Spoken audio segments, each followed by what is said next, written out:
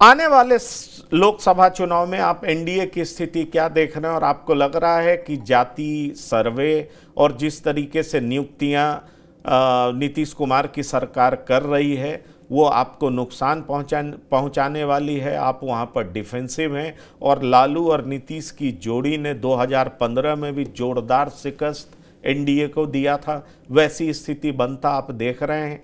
इसलिए अमित शाह बार बार बिहार का दौरा कर रहे हैं। देखिए, पहली बात तो नीतीश कुमार अब विनेबल फैक्टर नहीं रहे। नीतीश कुमार लायबिलिटीज़ हैं, लालू यादव के लिए भी और एनडीए के लिए भी लायबिलिटीज़ हैं, इसलिए कि अति पिछड़ा वोट ही उनका आधार था। अपना उनका 1% वोट जो आरजेडी को पसंद नहीं करता है, उनका अपना वोट भी। ये स्वाभाविक अलायंस नहीं है, अननेचुरल अलायंस उनका है।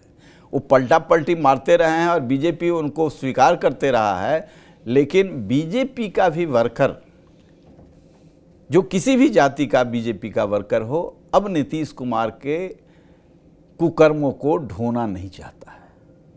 ढोया है, बहुत ढोया है, और उसका खामियाजा भी बीजेपी भुगता है। अभी की स्थिति में वो वर्कर भी नहीं भुगतना चाहता है। आज की डेट में बहुत वाइजफुल डिसीजन बीजेपी का है कि एक ऐसे व्यक्ति के हाथ में नेतृत्व दिया है जिसको सभी जातियों में, जिनके पिता को, शकुनी चौधरी जी को शकुनी दिवस मनाया था लालू यादव उन पर जो प्रहार किए थे, तो जॉर्ज फर्नांडिस ने पूरे प्रदेश में शकुनी दिवस मनाया था। और नीतीश कुमार के ग्रोथ में कुशवाहों की बड़ी भूमिका है। मैं गुस्से में कभी तो कुछ जलता रहा, लौ निकलता रहा, तो जलाते ही रहे हैं। और भारतीय जनता पार्टी ने बड़ा वाइजफुल डिसीजन लिया कि एक मास बेस की व्यक्ति को उनके पिता के वजह से, जैसे यहाँ विरासत के वजह से एक बड़ी ताकत खड़ा करने का अपने नहीं, पर ऐसा कहा जाता है कि आप लोग सशंकित रहते हैं। आप लोग को हमेशा लगता है कि कभी भी नीतीश कुमार इधर आ सकते हैं, क्योंकि बीजेपी का पुराना प्यार छूटा नहीं है।